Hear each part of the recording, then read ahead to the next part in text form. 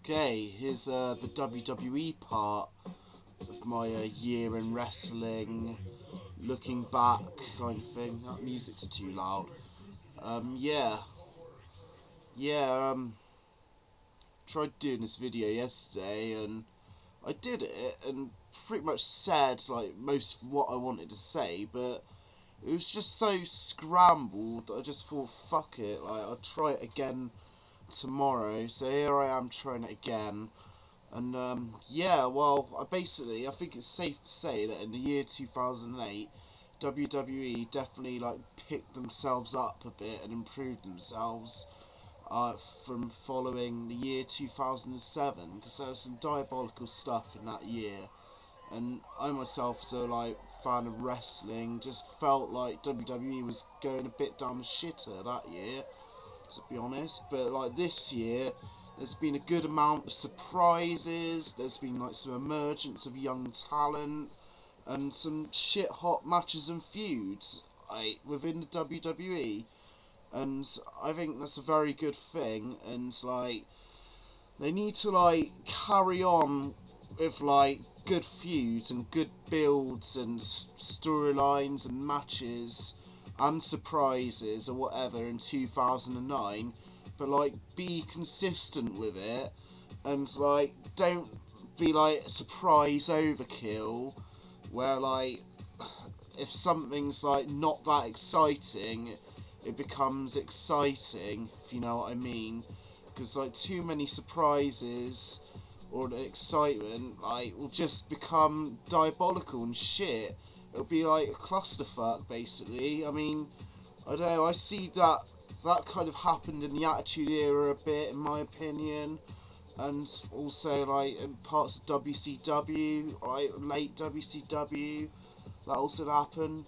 But yeah, that's what they need to do in 2009. But maybe I've like actually said this in the wrong part of the video, because I'm gonna say some stuff of what I liked in 2008. Yeah, the year started with a shit hot feud between Randy Orton and Jeff Hardy.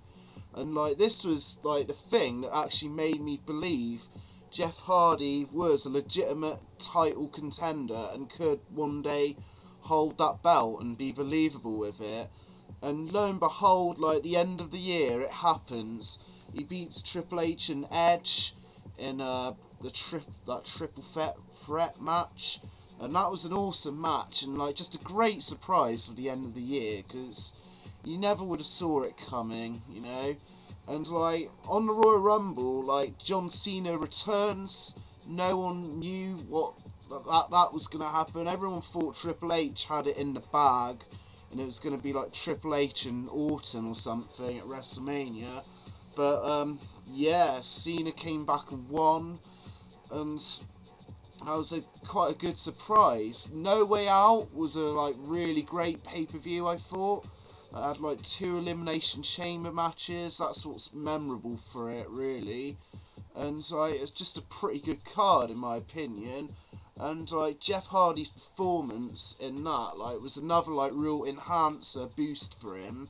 And then he like gets suspended for the second time, and like he kissed that Money in the Bank shot goodbye. And yeah, you know, that was shit luck. And like from there on in, like I wouldn't have thought he'd have a chance at getting the title again. But this isn't just about Jeff Hardy, this is about the whole year. And like my pay-per-view of the year was definitely WrestleMania 24, is when it comes to WWE or any company. They just managed to put on a fucking good show, and that was a surprise in itself, being like how the card just looked like pretty average, but they just pulled out all the stops. I mean, Ric Flair vs Shawn Michaels is just like one of the most emotionally engaging matches I've ever seen in my life, and it just like was brilliant, just well performed and put out, and great timing. And like Shawn Michaels held that match together, but like it was just brilliant. And of course other matches on that card, Taker and Edge, the first clash of them, and also the world title triple threat and the Money in the Bank match itself. Just a great card, you know. And like following months from there, there'd be like matches that were repeats of stuff off of that.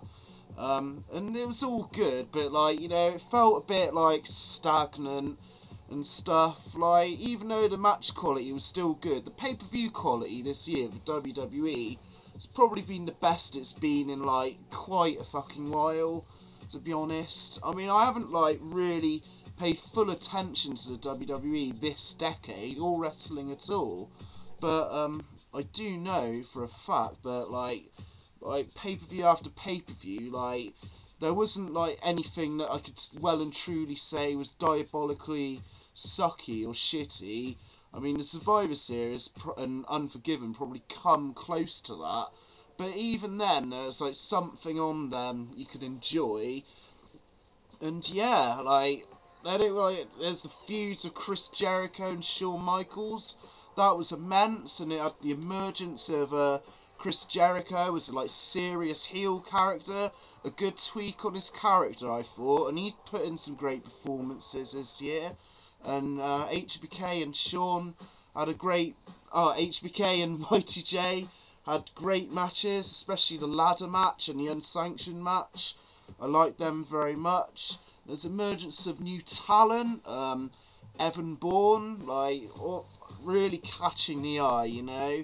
Kofi Kingston is even as well, like just like performers that can like excite that crowd, and WWE need to capitalise on people like those in 2009 to keep it fresh and exciting.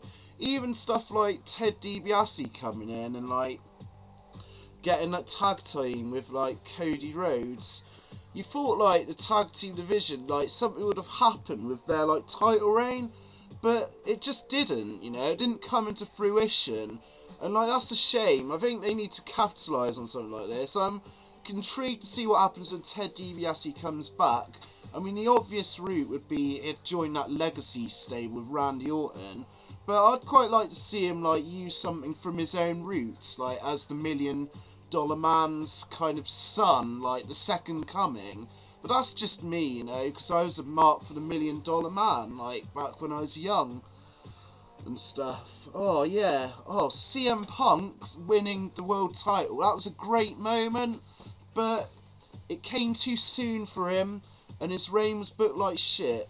I'm hoping the booking of CM Punk like gets a lot better within 2009. I mean, this is a good step, him going against Regal for the IC title, and I'm hoping like this will like gradually build him up like to a believable main event level again, and I'm hoping that will happen in 2009.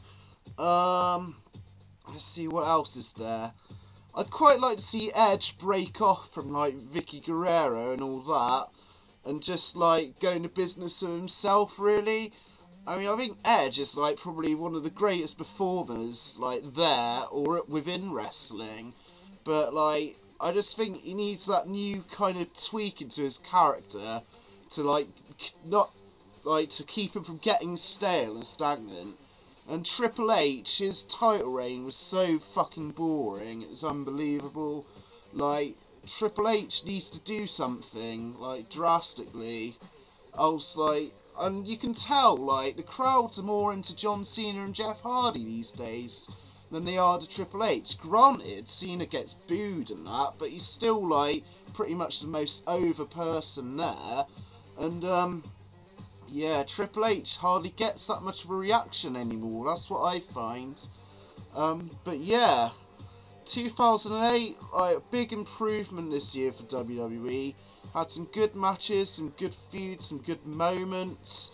It also had bits where it got stagnant, and like it's like after the draft, like things changed for a bit, then like it would like just decline into like stagnations. There'd be some shows that are just like god awful to watch, but like then they'd pull it back up with a surprise, and it just keeps like a zigzag kind of line like they go on. And hopefully they need to like find something to balance that out throughout 2009. And if they find that, they'll be fine. My best pay-per-view this year was WrestleMania 24. My best match, take my pick out of the ladder match, Hell in a Cell, and the retirement. Good night.